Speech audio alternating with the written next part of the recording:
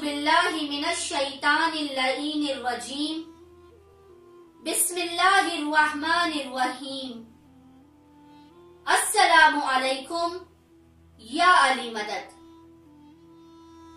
मोमिनीन और मोमिनात की खिदमत में एक ऐसा अमल लेकर आए हैं कि जिसे अय्यामे बेस में रमजानुल मुबारक के 13, 14 और 15 तारीख में करने वाला, इस अमल को करने वाला खुदावंद मुताल उसकी हर हाजत को पूरा करने का जामिन है।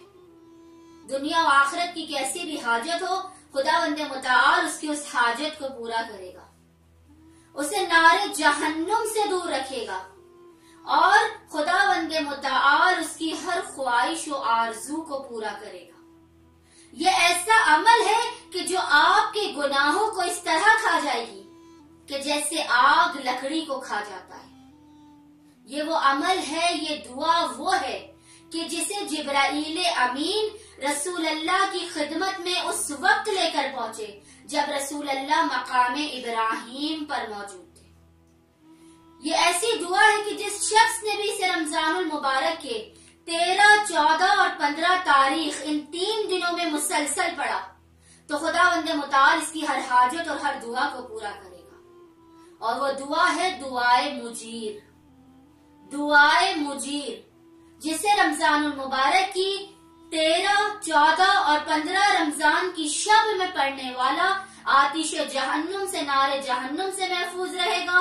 खुदावंद मुताल उसकी दुनिया और आखिरत की हर हाजत को पूरा करने वाला है। ये दुआ आपको मफाती में भी मिल जाएगी। इसके अलावा जो रमजान के आमाल की किताबें हैं उनमें और बहुत सारी किताबों में आपको दुआए मुजीर मिल जाएगी।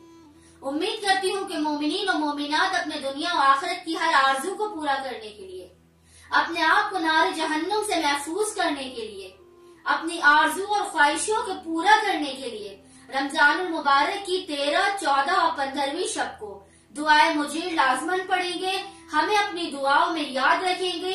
इंशाअल्लाह ताला हम भी मोमिनीन और मोमिनात को अपनी हर दुआ में और हर जियारत में याद रखेंगे। अल्लाहुम्मा सल्ली अला मुहम्मद व आले मुहम्मद व अज्जिल फराजहुम अजमईन।